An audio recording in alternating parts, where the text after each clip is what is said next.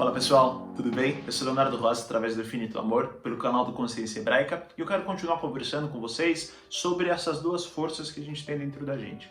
A gente entendeu que então a gente tem um impulso interno que nos leva à vida e um impulso interno que nos leva à morte. E a gente entendeu também que através de uma consciência, de uma liberalidade, de um livre-arbítrio que a gente tem, quando a gente opta por ir em uma direção ou opta por ir em outra direção, a gente nutre, a gente alimenta, a gente cultiva duas substâncias dentro da gente. Uma que a gente chamou de joio, que é a ruim, e outra que a gente chamou de trigo. E aí a gente discutiu como que a gente identificava quando a gente estava cultivando essas diferentes naturezas. Porque, ora, a gente vive numa sociedade que já tem uma característica judaica cristã. Então a gente já cresce com alguns conceitos que já nos são imputados desde criança, que nos falam, olha, isso é bom, isso é ruim.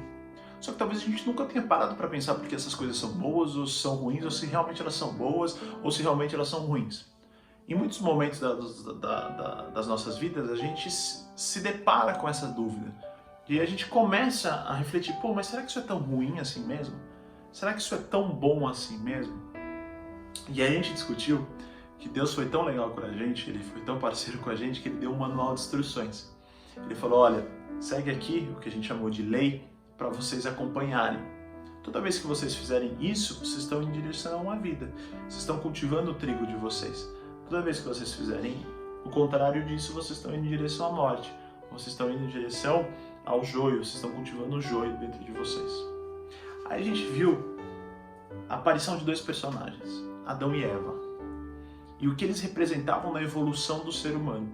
Hoje eu quero falar dos filhos deles, porque a partir de agora a gente vai começar a estudar uma cadeia genética que foi extremamente importante e que foi especialmente conduzida por essa lei.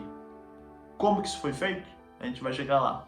Mas agora eu vou começar a falar de uma sequência de famílias que desembocam em um grande personagem principal que é Jesus. Adão e Eva eram tataravós de Jesus. E eles têm dois filhos, eles têm na verdade 3 filhos, mas o terceiro a gente vai falar num outro momento. Agora a gente vai falar dos dois principais, que são Caim e Abel, que são os dois personagens que a gente vai discutir hoje. Caim e Abel também são tataravós de Jesus, eles estão na mesma linha genética.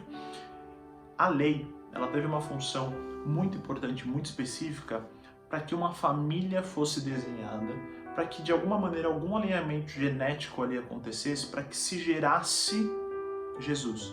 Como isso foi feito? A gente vai continuar discutindo nos próximos encontros.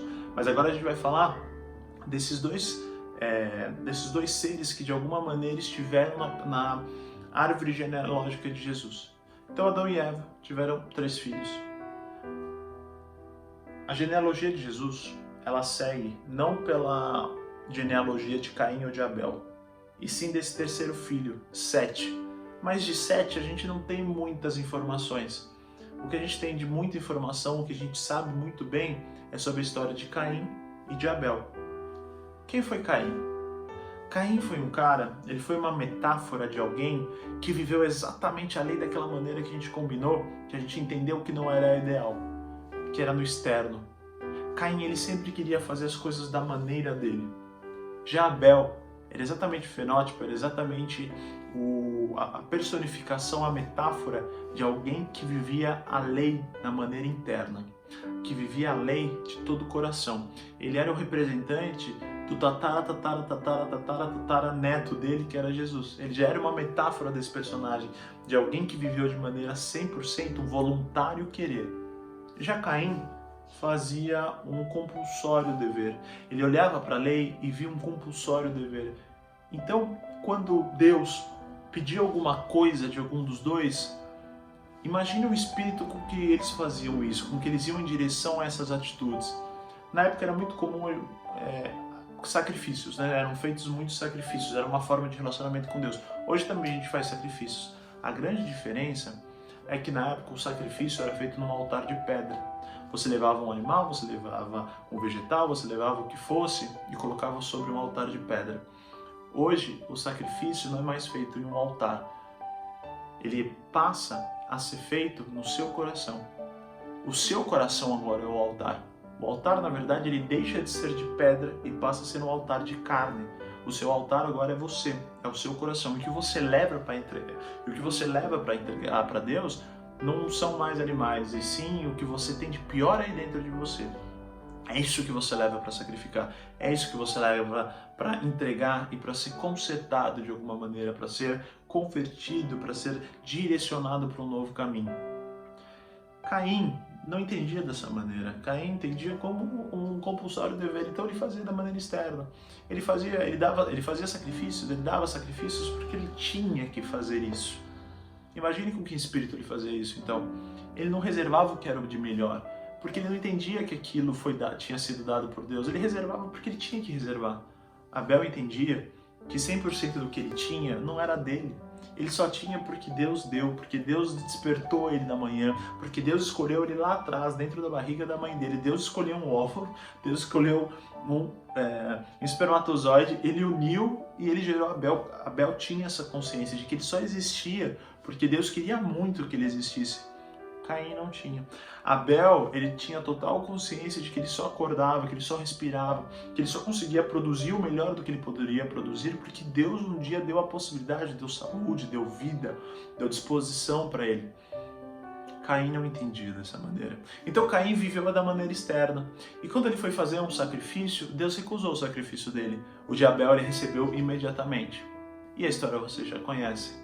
Caim, movido por uma inveja, movido por uma ira, vai lá e mata Abel. Só que o sacrifício de Abel ele fica marcado pelo resto da história como um sacrifício perfeito e aceito por Deus. Porque ele não estava sendo feito numa pedra com coisas externas, ele estava sendo feito dentro do coração de Abel, com tudo que ele tinha de melhor dentro dele. Bom, essa é a mensagem de hoje.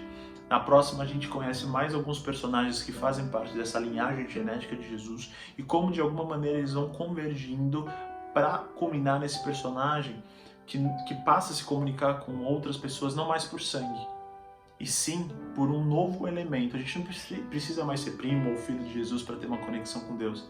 Agora a conexão não se dá mais por DNA, se dá por um novo elemento. Esse elemento a gente vai descobrir qual que é nos nossos próximos encontros. Espero que vocês tenham gostado, um forte abraço e até a próxima.